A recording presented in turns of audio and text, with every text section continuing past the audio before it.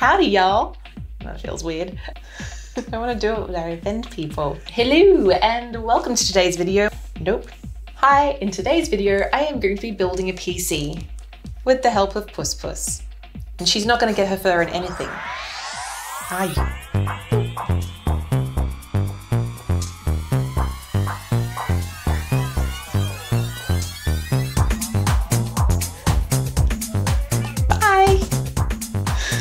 I did a video a few weeks back asking for people's opinions on what they would like to see in my next build, and ta-da! The parts have finally arrived. This is going to be a pretty high-end PC. It is mostly going to be used for gaming, streaming, and video editing. So I collected a lot of feedback and advice from a survey, from forums, and from comments. And oh my god, did there end up being a lot of advice. There was also a comment from Gamers Nexus, which was really, really helpful.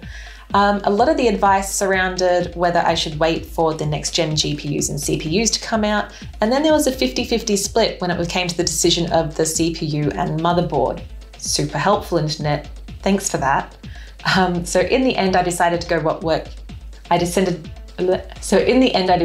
with what worked best within my budget and what was currently available. I didn't want to wait around for the new things just in case there were stock issues. I didn't know how much they were going to cost. And also I just kind of wanted to use the new PC. I'll put all the specs here for you to see rather than me reading them all out. I will also put them in the description below. Pause if you would like to read them. Also, while you're down there, don't forget to like, subscribe, comment. It really helps push me to do more of this stuff, and it's nice. Okay, so I went with the Phanteks P500A RGB in, that was smooth, white. Ta-da! I really liked the look of this case. There's got 3 big fans in the front, big tempered glass. I've got it on its side. That's why it looks strange to me. There we go. 3 big fans in the front, tempered glass, lots of mesh, really good airflow, and white to be a little bit different from the usual black PC case. If I want to water cool this in future, there is plenty of room for reservoirs and all that stuff. And down here, you've got nice hidden place for the PSU. There's also some RGB that leads along here, which is nice. Oh, hello. You like it? Is it good? Puss Puss tick of approval. Well, actually, she walked away really quickly. She's got other boxes in the room that she's more interested in at the moment. Oh, no, she's back. I really like the contrast of it. It's not stark white, which meant that I didn't have to buy all white components because that's really hard to find. Door opens well. So I ended up going with the X570. This is the Gigabyte Aorus Ultra X570, obviously. It came with some cables and the Wi-Fi. This is a refurbished one, so it doesn't actually come with the original box or the instructions, I discovered, so Google will be my friend. There's still some plastic on here, so I still get to do some peels, which is exciting. There's a little bit of random thermal paste that probably shouldn't be there. That's all right.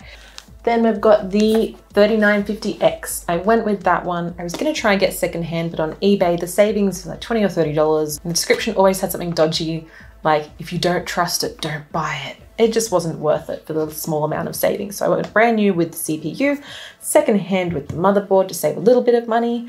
This is Gen 4, which is exciting. 3950X, you can't really go wrong with it. It is a great CPU from everything that I've seen.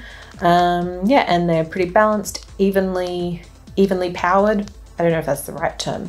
They work well together. So yeah, let's see how they go. The CPU doesn't come with a cooler as well, the 3950X. I think it's from like the 3900X down come with coolers, and then anywhere from up from there, they don't. You have to provide your own. So I've cleaned off some of the thermal paste. I just didn't like it being that close to the little holes. I didn't want it to interfere. They're such beautiful things. You line up the little triangle with the little triangle on both of them, and then you should just be able to drop it in nice and snug. Beautiful. CPU installed. Okay, so for the RAM, I have gone with the Corsair Dominator Platinum, two 16 gigs of RAM, which equals 32 gig, obviously, after a very helpful comment from Gamers Nexus. They really encouraged me to look into the timings more. So this is 16, 18, 18, which they recommended. They did recommend speed of 32 to 3600, 3600 being ideal. That was a little bit out of price range, so I went with the 3200, but it's got the right timing and it looks good with my build. I know that's not everything, but building a PC, it is a visual thing for me as well, as it is for a lot of us. That's why we buy these fancy cases and all that stuff. I'm not overclocking or anything, so I think this one will be fine, and there's room for me to expand later if I need to. And yes, very nice. Putting them over 2 channels because we're not The Verge.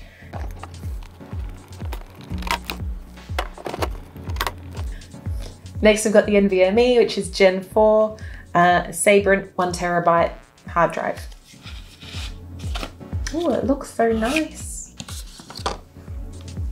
It's like a little metal case. I'm trying to peel it off. It says warranty void if removed. Okay, so I'm not meant to peel that off.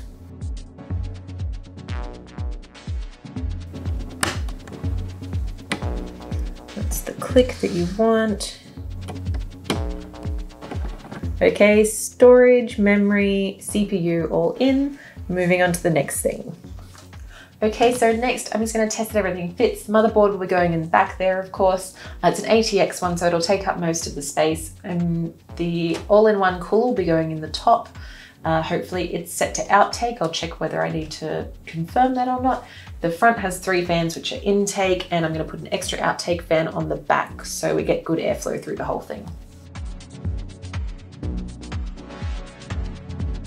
It's the GPU anti-sag bracket, that's cool, and hard drive case, another hard drive bracket, and awesome. A little box full of the screws. I love these boxes. So convenient. Very impressive, Phanteks. And then for the CPU cooler, I went with the Lian Li, the Galahad all-in-one 360. I got the white one to go with the case again. It's really nice looking. I was very excited. I got it as soon as it came out. It also has this really nifty little cover here that covers the logo. I don't know why more companies don't do this, because we don't always want their logos like splattered all over everything. So that's there. I think it's magnetic. And yeah, I'm very excited. Do I know how to open it? Okay, there is a lot going on in this box. Everything is in pieces. So it's a 360mm radiator. I will have to double check that it fits. The case did say that it would fit a 360 radiator, so it should be fine. And there's all of this wonder that we have to put together. And instructions. Wow, that is a lot bigger than I was expecting it to be. Okay, so that's everything that comes in. They even include some thermal paste. I'll be using my own Thermal Grizzly one that I already have. Just had a quick look through the instructions because that was a bit confusing. And we slide this off. For AMD, slide this off and replace it with this nifty thingy. I like that word, nifty. I keep using it. Okay, and now put the thermal paste on.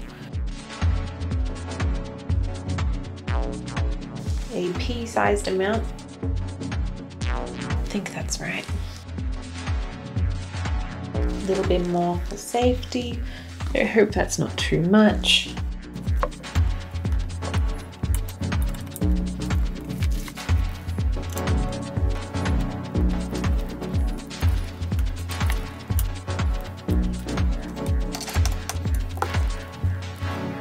Okay, so hopefully everything fits in there. It was always really awkward doing this.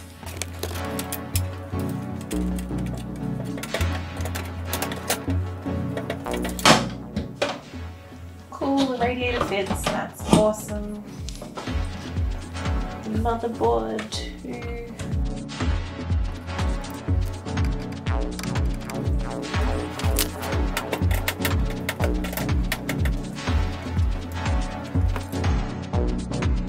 So you know when Call of Duty, when you're standing somewhere doing something really stupid, like in a window putting your armor on, and you second guess yourself and think you probably shouldn't do that? I just did that. I read the instructions, they said put everything on all at once. And so I put the radiator on and screwed it in, and then went to put the fans on and realized that I couldn't access screws. So I had to take the radiator off and do it all again. Yeah, think twice. Instructions don't always say what they mean, or you just don't interpret them right. One image, everything's all at once.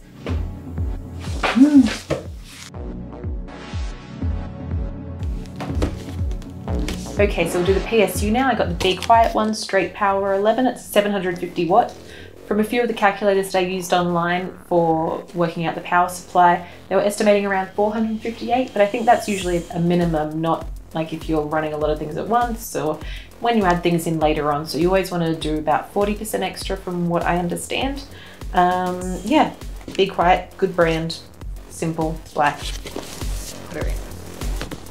I've gone modular, of course, because you don't want all the extra cables that you don't need hanging around. So you put in exactly what you need and connect all that up. Modular is the only way to go, in my humble opinion. All right, it's later than I thought, so I'm going to come back and finish this tomorrow.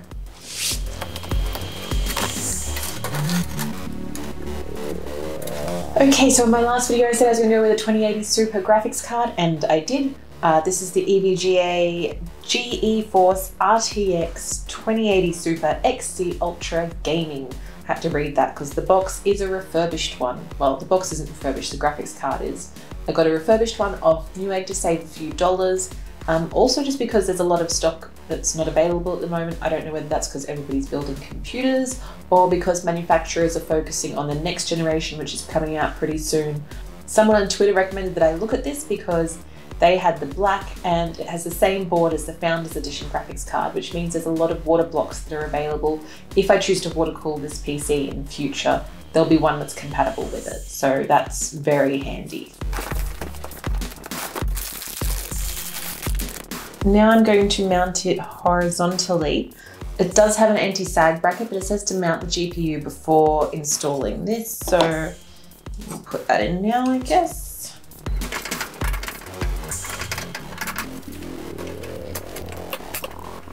So you can see it's loose.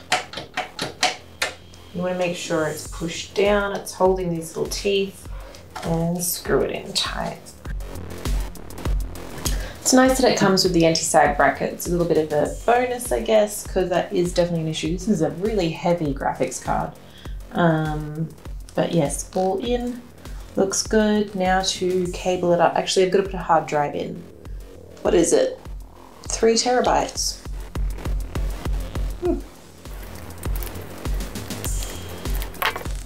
So you can have 4 of these stacked down in the shroud. It comes with 2, and then you could order more if you needed. You can also remove these and install them there. It has 3 of the 2.5 inch bays here in the back as well, which is awesome. Okay, so the last bit to go in before I do all the cables and plug those in are the cable extenders. So I went with Asia Horse. They're cheap, but not too cheap. They've had good reviews everywhere. I wanted white to go with the theme of the case. I might add color later. I wanted to do custom sleeving myself, a new thing to learn, but I couldn't find the materials that I wanted yet or the tools, so I'll worry about that later. I think a full set, which is just as the basic set, but was between $30 and $40 on Amazon, I think. Something like that. Check, I'll have a link below.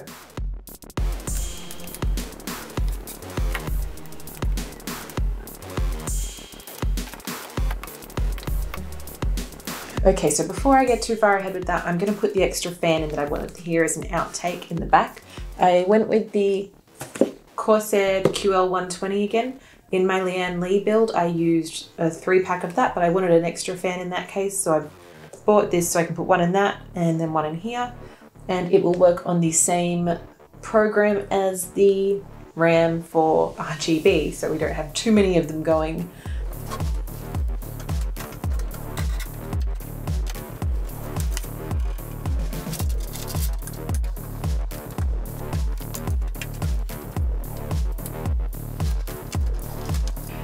let's do a post and see if it works. Fingers crossed.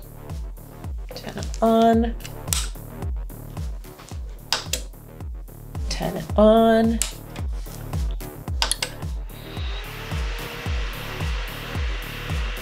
Okay, that's a start. Fan isn't working. Those fans are working. These fans are working, so I'm just missing one fan at the moment.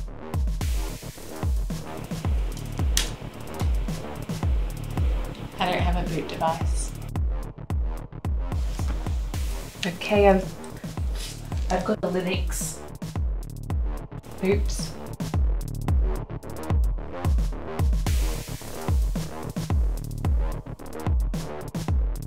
She boots. That's exciting. I guess I should try with Windows. Just delete for BIOS. Da, da, da, da. Very good. Hard drive still isn't showing up. All the fans are there. Okay, so we've got the graphics cards showing up, very nice. We've got that in the lowest slot because that's where it fitted, but as long as we don't have too many things connected through the SATA, that should be fine. Otherwise it will share a channel with them. But yeah, if I need to, I can move it up. Just need to get a standoff that fits in the motherboard.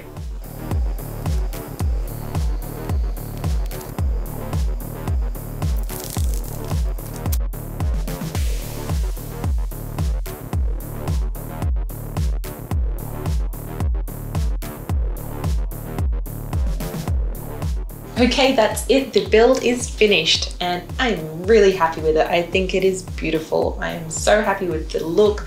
I obviously haven't tested many of the components yet because I've just finished it. It's late, it is dark, I'm tired. Lessons to learn for next time: splitters and check before you screw. Important lesson. I'm really happy with it. I hope you enjoyed this video. Let me know what you think in the comments. If you were here last time for the video and helped me choose components, I appreciate that. Let me know what you think of what I did with everything. And like the video, subscribe so you can see my next projects. I've got quite a few things that I want to do in the coming months, so make sure you subscribe so you can keep up to date with what I've got going on. And Twitter and Instagram. Follow me on both of those. I keep them really updated with other ideas, future projects, thoughts, I don't know, random stuff. It's late, I'm rambling. I hope you enjoyed this video and I will see you next time.